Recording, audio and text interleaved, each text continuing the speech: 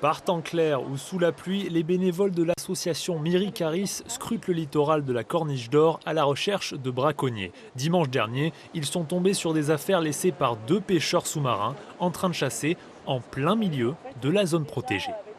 C'est le but de ces chasses-là, hein. Ça pêche à très peu de profondeur. Donc en fait, ils suivent le trait de côte, ils suivent les rochers, où là, vous avez le plus de poissons.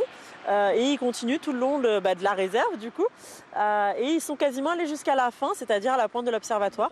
2 pêcheurs amateurs qui ont été interpellés en flagrant délit par les forces de l'ordre.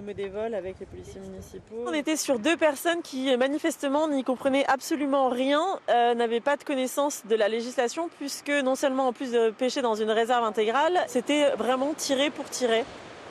Ça bougeait, ils tiraient. Donc ils avaient plus d'une trentaine de poissons dans leur sac.